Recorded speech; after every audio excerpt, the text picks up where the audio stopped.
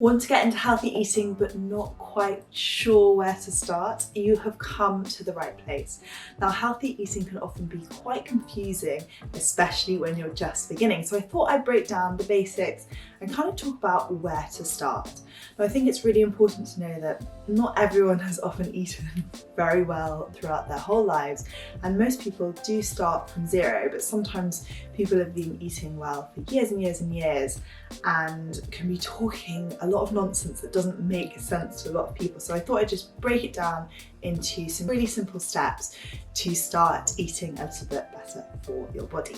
The first one is that eating well is all about mindset. And I think a lot of the time we get into the mindset of like being good and bad, so eating well and not so well. And I think it's really important not to think like that. I always like to use the phrase crowd in, don't cut out. So rather than focus on what you can't have, focus on all the interesting, exciting new foods that you're going to start bringing into your lives.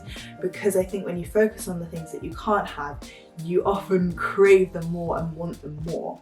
So I think it's really good to have a positive mindset, to be your biggest cheerleader, to tell yourself that you can do this, and not play that narrative of, oh, I'll never eat this way, I'll never be able to look after myself, I can never do this. Positive mindset.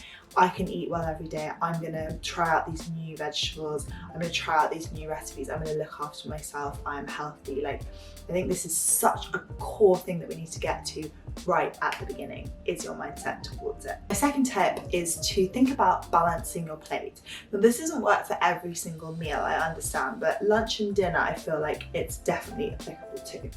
When you look at your plate in a circle, I want half of the plate to be vegetables and a total range of different colours. Vegetables are like a powerhouse of nutrition, full of vitamins, full of minerals, full of phytonutrients. Really, nutrition can be quite a confusing world and people don't often agree on a lot of things, but the one thing that we can agree on is the fact that veg is king.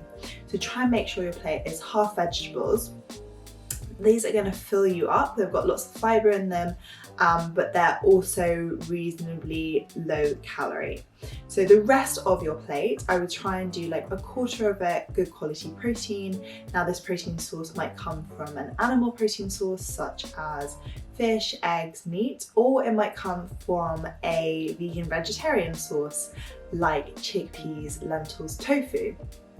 And then the other quarter would come from your carbohydrates, which might be your sweet potato, your rice, your quinoa, so your grains, and kind of legumes and grains do sort of transfer between protein and carbohydrate, depending on what style of eating that you have. And then I would also try and get in around a thumb size of healthy fats, whether that's a sprinkle of nuts and seeds on top, some olive oil to dress, or a little bit of avocado, because avocado goes with many things. So that's how I try and look at a plate. So if you're creating yourself a salad, if you're creating yourself a meal, try as much as possible to do this. Obviously, it's not always possible when you're making, say, a big chili, but really think, okay, when you're putting everything into the chili, try and put in half the ingredients are all vegetables and a quarter is the beans and a quarter is the rice that you serve with it. However you're going to look at it, always try and make sure that you're getting lots of different types of vegetables in each meal. And I feel like it's a fun thing to kind of, track how many vegetables did you eat today, like how many glasses of water did you drink today, and I think that kind of makes you accountable. If tracking really works for you, which I know it works for lots of people, it can make a huge difference. If there's one place to start in terms of your meals, it would be with breakfast. Breakfast is the way we set ourselves up for the day. So a lot of people start the day with just a cup of coffee or a croissant or toast and jam, and those are all utterly delicious things, but actually if we set ourselves up in the morning with protein, we're going to feel so much better and we're going to stabilize our blood sugar levels. Blood sugar levels is something really important to think about when you're eating well, because if your blood sugar levels are up and down, it's going to be quite difficult to eat well because you're going to be craving more sugar, you're going to be more tired. So if we start eating protein and fats in all our meals, especially at the beginning of the day, we're going to have energy levels like this. So we won't be getting those slumps in the afternoon, those slumps mid-morning when we reach for another cup of coffee or a chocolate bar. We're going to be feeling really good and full and satisfied until our next meal. Protein and fats help us feel fuller for longer, as well as fibre as well. So it's really important to try and be getting these into each meal. So I would swap your usual breakfast for something more protein packed, like adding a scoop of protein powder to your smoothie, or adding some hemp seeds and nut butters to your porridge, or having some scrambled eggs on rye bread with some spinach. These sorts of things are really delicious, they're easy to swap around, and honestly you're going to see such a huge difference. Now we're all bio-individual, and what works for me might not work for you. So it's really important to constantly be a detective. For example, people always talk about how porridge fills you up until the middle of the day. For me, porridge actually makes me quite hungry a few hours later. It just doesn't digest in the way that it digests differently within my body as it does for others. So I think it's about really tracking, really getting to know yourself. I think a food diary is a fantastic place to start. So getting a meal planner, writing out your meals for that week, and then kind of noticing how you felt each day. Why did you have a bit of a slump that day? When were you feeling more energized? What did you really enjoy eating? Because food is enjoyment, and sometimes with healthy eating people think, you know, it's about depriving yourself and just eating steamed fish and vegetables. And that's just so not true. I mean, steamed fish and vegetables can be delicious with some great dressings and crunchy seeds on top, but honestly, I think it's about feeling good every single day. And another misconception about healthy eating is that it's about eating small portions. And the problem with small portions is, yes, you probably get the results because you're reducing your intake of food, so you often will lose weight if that's your goal. Obviously, it's not for everyone. However, it's not often kind of a long-term goal. And for me, healthy living is about the lifestyle, it's about every day. Maybe the results won't be within a week, but at least they'll be long-lasting and they'll be there for years to come. So I think it's all about having good portion size. If you're filling half the plate with vegetables, you're going to be feeling full without making it an incredibly calorific heavy meal. So I think that that's a really good place to start. And you know, calories aren't everything. When we eat nuts, for example, we only absorb 60-70% of the calories of those nuts. So it's not always kind of calories in, calories out, but it is really good to be eating foods that are whole food because they contain more fibre, and often our body doesn't absorb all the calories from them because of that. It's also important to know that it's not about being 100% healthy. I think one of the reasons a lot of people shy away from eating well or fall off the wagon is because they might have a night out where get a bit pissed, have a kebab, next day you order pizza in, you know, these kind of usual life stuff. And then you feel like, oh, I've undone the good work. I don't feel like eating those sorts of foods. And absolutely, when you're really tired because you've had a big night out, when you've eaten a lot of sugar and processed carbohydrates, you're probably not going to be craving that kind of green smoothie in the morning in the same way because you're really dehydrated, you're tired. So it's important to cut yourself some slack. Everyone does it. I do it. I don't eat 100% healthy all the time. Probably 80-20 is the number that I stick to, but again, don't get too bogged down on these numbers. It might be 70-30, it might be 90-10 for you.